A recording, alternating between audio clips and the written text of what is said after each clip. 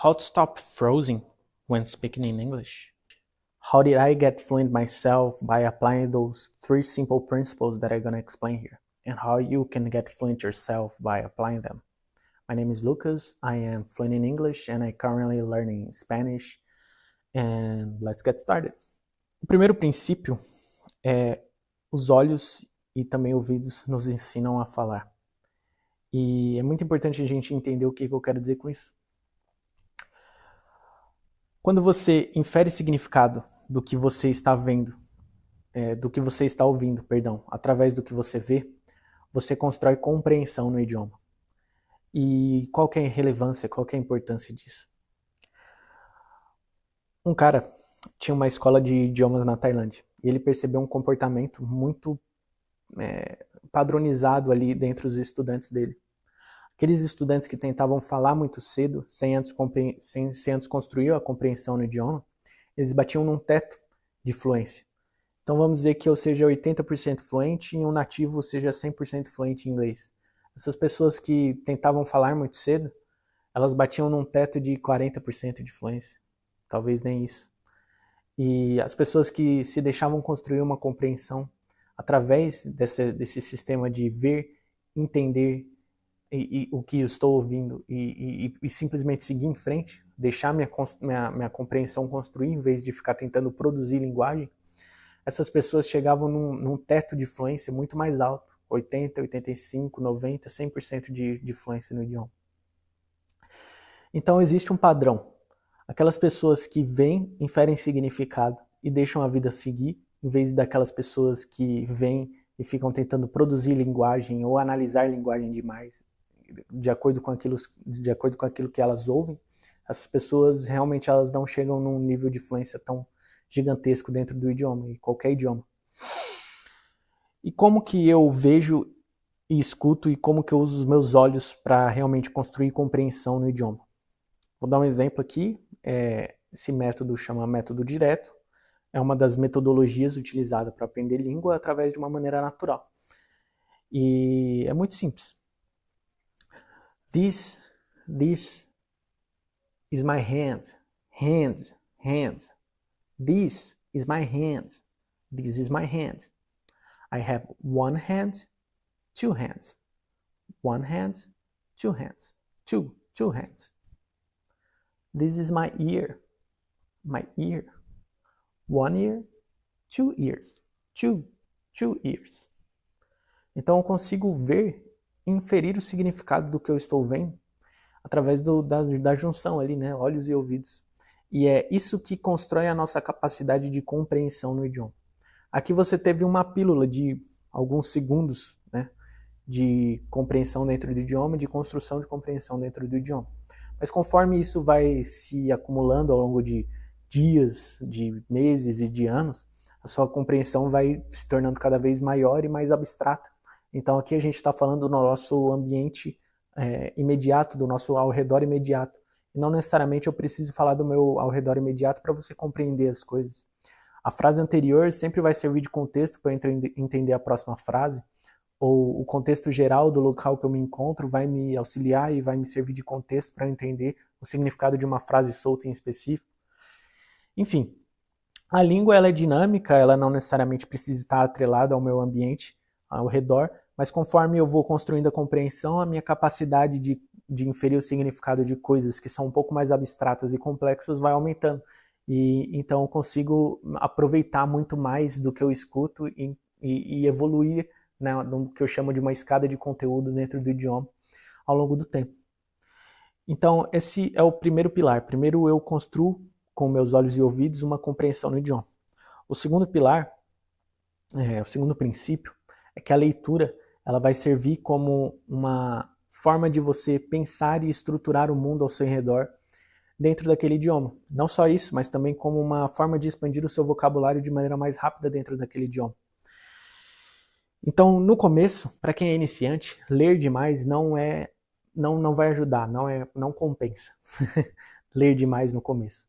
Porém, para quem já está chegando a níveis intermediários e avançados, introduzir a leitura de maneira assim mais impactante e que de maneira que consuma mais tempo do seu aprendizado, mais tempo do seu dia a dia no idioma-alvo, com certeza vai ser uma das formas mais incríveis de você expandir a sua visão de mundo e expandir o seu vocabulário junto a ela.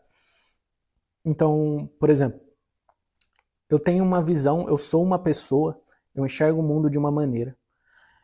Eu entro na dinâmica de ler o livro do Harry Potter, e naquela dinâmica ali tem magos, tem bruxos, tem um adolescente, tem um aprendizado, coisas que aquela pessoa supera, aquele protagonista supera, e consequentemente ele tem uma vitória interna, uma vitória externa, e as coisas mudam na vida dele e ele cresce e se torna uma pessoa melhor. Só que enquanto eu estou lendo aquilo, eu não estou só observando ele fazer aquilo, eu estou sentindo na minha pele. A leitura é uma forma de você se colocar na capa, na pele do protagonista e experienciar você mesmo aquelas coisas que ele está vivendo. Então, se é um momento tenso do livro, você fica tenso. Se é um momento mais relaxado e divertido, você fica mais leve e divertido. Então, se é um livro muito intrigante, como Crime e Castigo, por exemplo, se é uma ficção pesada, como, sei lá, Os Irmãos Karamazov, essas coisas te impactam e te fazem sentir a vivência daquele livro, as pressões psicológicas que aqueles protagonistas estão vivendo na sua pele. E você passar por essas experiências no idioma-alvo, com certeza vai fazer você associar esses vocábulos, essas ideias, essas experiências que você está vivendo naquele idioma, ao seu vocabulário interno, a sua compreensão mesmo, a sua visão de mundo e a sua compreensão e capacidade de compreensão daquele idioma. Então, você ler no idioma não só vai te auxiliar a construir um vocabulário mais grandioso dentro daquela língua, mas vai te ajudar a ter uma compreensão, uma expansão de mundo muito significativa, né? O que as pessoas geralmente vão chamar de cosmovisão. É a maneira pela qual você enxerga a realidade. Então hoje você tem a realidade e a maneira pela qual a sua percepção da realidade é. Então, deixa eu tentar refrasear isso. Existe o mundo real e existe a nossa percepção desse mundo real. E essa percepção, ela sempre vai ser borrada, ela nunca vai ser cristalina, a gente nunca vai enxergar a realidade como ela é de fato. Mas a gente pode melhorar e lapidar e melhorar cada vez mais a nossa percepção da realidade. E a leitura faz justamente isso. E a leitura no idioma-alvo, além de fazer você passar por esse processo, te traz toda a carga de vocabulário e de ideias e de capacidade comunicativa junto desse processo. Então, por isso, eu recomendo sempre as pessoas lerem no idioma, mas quando elas estiverem prontas, né? Não é a qualquer momento você vai pegar e sair lendo em inglês. Porque senão você vai começar a adivinhar a pronúncia demais, você vai começar a falar as coisas errado demais e cedo demais, e isso não é positivo. Isso é positivo para quem já está num nível um pouco mais avançado. Não precisa ser avançado, totalmente fluente para começar a ler, mas se beneficiam mais as pessoas que esperam um tempo de alguns meses, talvez 1, 2, 3 meses para começar a ler no idioma. E é basicamente isso. E o terceiro e último pilar que eu quero comentar aqui nesse vídeo, que o tempo é pai da fluência. E a gente pode encarar isso de várias formas, né?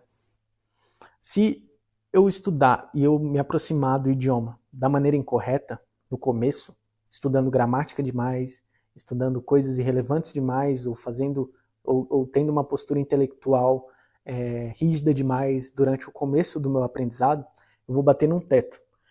Mas eu vou começar a produzir linguagem mais cedo. Então, se eu estudar uma estrutura gramatical e eu praticar ela e eu repetir ela várias vezes, eu vou ter a sensação de que eu estou evoluindo, eu estou produzindo linguagem. E eu vou começar a falar realmente mais cedo.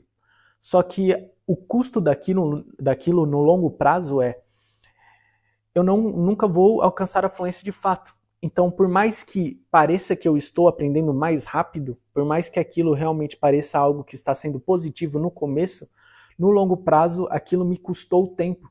Porque se eu fizer da maneira correta, construindo compreensão primeiro, em 2 anos talvez eu me torne fluente no idioma, mas se eu fizer dessa maneira, talvez em 6 meses eu chegue num nível conversacional de 40% de fluência, nem tudo que as pessoas falarem eu vou entender, nem tudo que eu quiser expressar eu vou conseguir, eu vou ficar ali nesse intermediário meia boca e vai ser basicamente isso. Só que em 2 anos eu poderia estar fluente, mas em 2 anos eu ainda estou nesse nível meia boca que não leva ninguém a nada. Então a ideia é por mais que tome tempo, e você passe menos tempo no começo produzindo linguagem, você passe menos tempo falando no idioma, de maneira geral, no longo prazo, isso vai ser positivo e vai demorar menos tempo para você chegar à fluência do que você começar a produzir linguagem muito cedo e se iludir de que aquilo está virando capacidade comunicativa. E isso significa que, por exemplo, aulas conversacionais em que o professor conversa com o aluno, elas são inúteis e elas são maléficas? Depende, né? Depende. Porque se a aula conversacional para o iniciante é o iniciante vendo o professor falar e inferindo o significado daquilo, é uma aula benéfica. Se a aula conversacional para o iniciante é uma aula em que o professor fica tentando forçar o aluno a falar, aquilo está atrapalhando o desenvolvimento da linguagem do aluno. Então percebe que a mesma ideia ela pode ser aplicada de formas diferentes e ter resultados muito diferentes no longo prazo. Então, eu ofereço sim aulas conversacionais, eu ofereço mentoria, inclusive o link da mentoria está na descrição. Mas eu tenho a consciência de que momento aplicar cada coisa, porque para o aluno mais iniciante, a compreensão é a mãe. Agora, para o aluno mais avançado e fluente, que está começando realmente a se comunicar no idioma de maneira muito mais sólida, porque ele construiu uma compreensão, para esse cara, talvez falar um pouco mais seja um pouco mais benéfico. Uma forma de encarar isso é, quando eu trabalhava numa farmácia, eu tinha que atender os clientes. E tinham frases que eu falava tantas vezes por dia, por tantos dias seguidos, por tanto tempo eu falei aquilo, que aquilo se tornou automático. Então, eu atendia no período da tarde, então eu falava, boa tarde, tudo bem, preciso de ajuda? E aquilo saía tão automático que eu podia estar pensando, sei lá, no livro que eu li ontem, que aquela frase saía de maneira natural para mim. Eu não precisava estar focado, eu não precisava de nada, aquilo se automatizou. E a gente fazer esse processo de automação, de produção de algumas frases no inglês, às vezes ajuda a gente a criar uma confiança também. Mas isso deve ser feito no momento correto, na hora certa. Não é para você simplesmente sair fazendo essa automação de frases logo no começo, que por mais que a sensação seja de que você está evoluindo, você está impedindo de evoluir mais lá no longo prazo. Você está criando um teto para a sua evolução. Bom, essa é a minha visão do aprendizado de idiomas. Se fez sentido para você, deixa um like, deixa um comentário aí, fala a sua experiência com o aprendizado de idiomas. Um abraço, tchau, tchau.